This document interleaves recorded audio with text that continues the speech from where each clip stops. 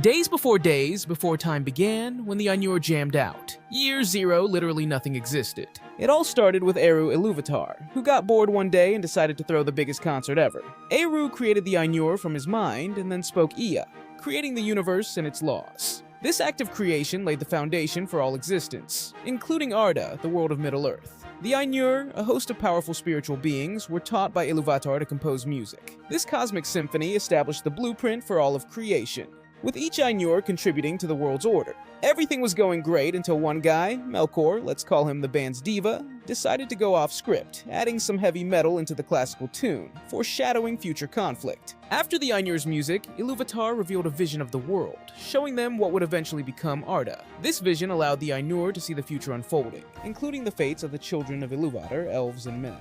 Following the vision, some Ainur chose to enter Ea and shape the world directly. These Ainur became the Valar and the Maiar, taking up roles in the crafting and governing of Arda, with the world itself undergoing long periods of preparation before its final shape emerged. As the Ainur labored to form Arda, Melkor rebelled and sought to dominate the new world. His little solo caused some issues. But hey, from chaos comes creativity, right? That's how Arda was completed, with mountains, oceans, and a hefty dose of future problems. The First Age elves, Silmarils, and bad decisions. Years 1 to 6,000-ish. Tolkien's Middle-earth timekeeping during the First Age is split across the Years of the Trees and Years of the Sun.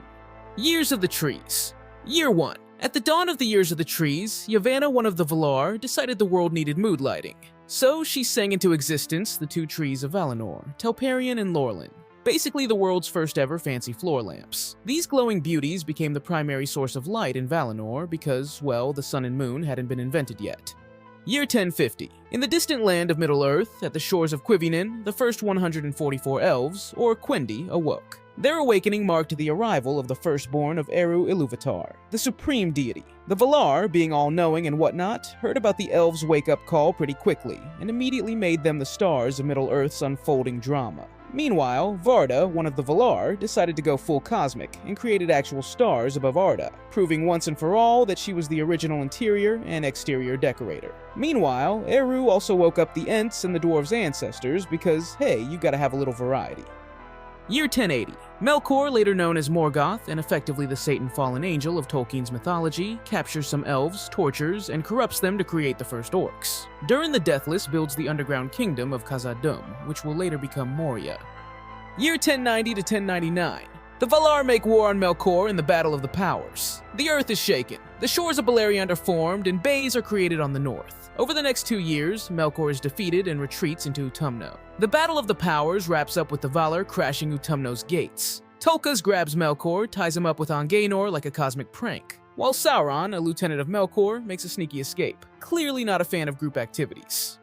Year 1100. Melkor is brought back to Valinor, judged and cast into the halls of Mandos for 3 ages of the Valar, 300 Valiant years. He probably didn't get a get-out-of-jail-free card, but at least he had time to think about his bad life choices. His removal brought a temporary peace to Arda, though his influence had already sown the seeds of future strife.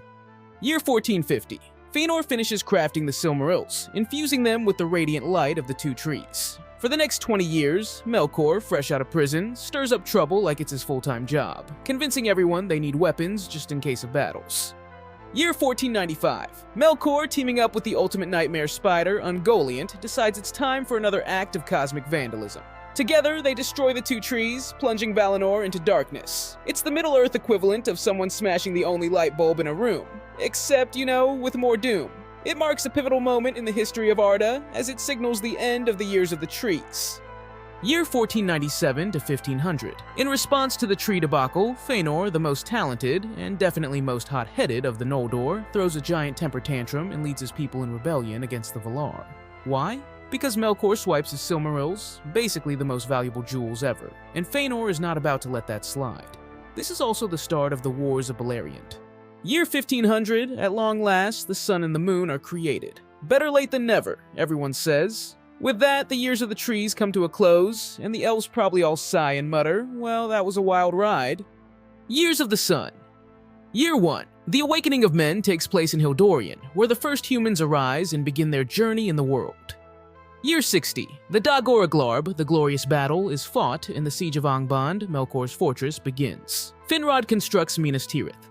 Year 455. Morgoth shatters the siege of Angband in the Dagor Bragollach, Battle of Sudden Flame, unleashing chaos. Fingolfin decides to go toe-to-toe with Morgoth and loses spectacularly. Fingon gets the crown as the new High King, and Gil-galad is sent to the Falas.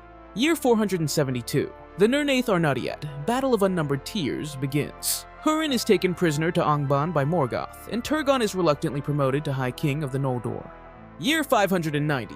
Morgoth finally got kicked out of Arda into the Void after being defeated in the Epic War of Wrath, like a bad guest who overstayed his welcome. Sauron, seeing his boss banished, decided to lay low for a while, plotting his eventual comeback tour. The host of Valinor leaves Middle-earth, but Eonwë sticks around. Meanwhile, the Half-Elven get to make their big choice. The Second Age of Middle-earth, Sauron's Ring Era, years 1600-3441.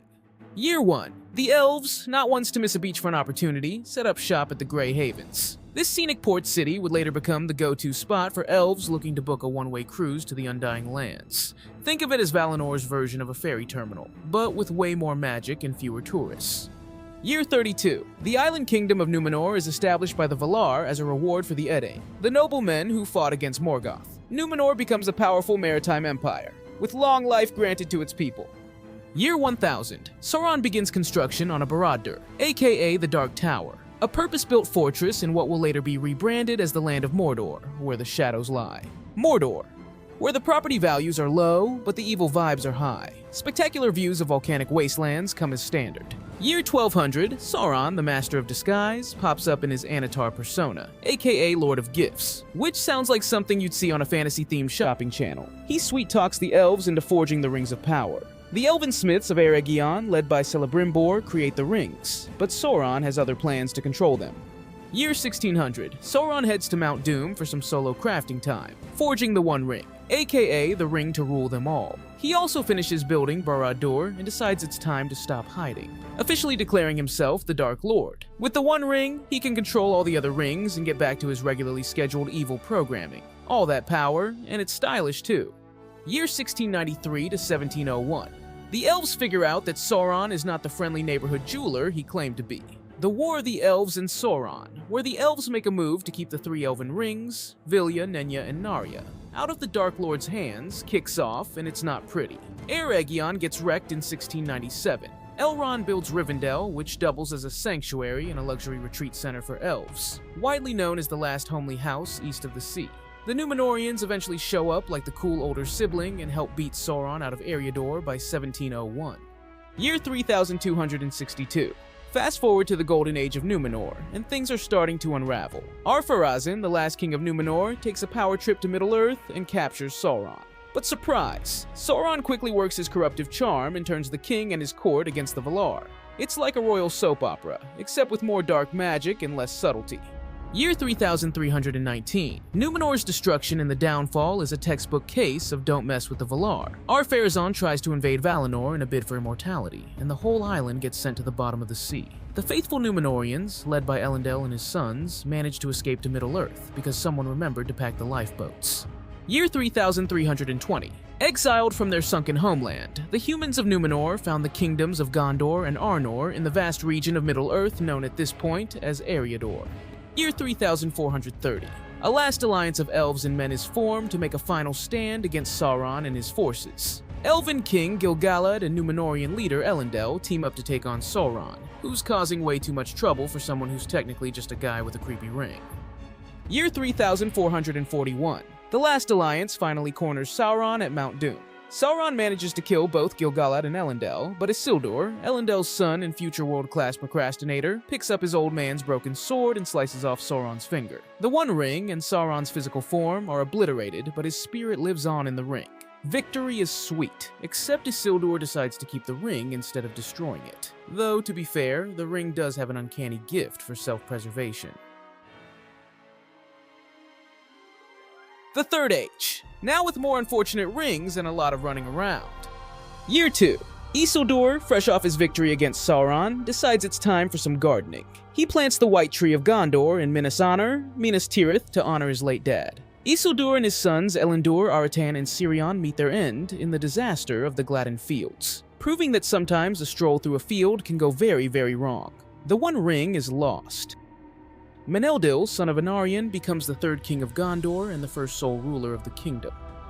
Year 1000. 5 wizards, among them Gandalf the Grey, Saruman the White, and Radagast the Brown, are sent to Middle-earth to counter the growing threat of Sauron. Despite looking like old men, they're actually mere spirits who were originally created to help the Valar.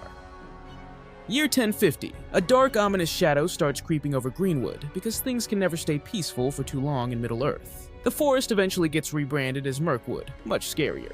Meanwhile, the hobbits, tired of their human neighbors getting too close, decide to pack up and move west. Fast forward to year 1601 and voila, the Shire is born, where life is all about second breakfasts and avoiding adventure.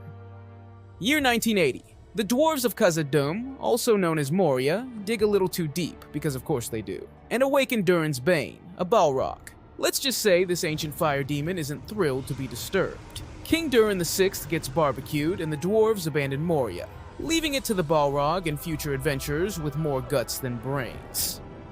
Year 2002. The Nazgul, led by the Witch King, take over Minas Ithil, now Minas Morgul, officially making it the creepiest place to visit in Gondor. The fall of Minas Ithil marks the beginning of Gondor's slow but steady decline, as Mordor starts flexing its evil muscles again. Year 2460. Sauron's back and rocking a new alias, the Necromancer. The watchful peace ends. He's moved into Dol Guldur, a haunted fortress in Mirkwood. Classic Sauron, always needing a creepy new pad to plan world domination.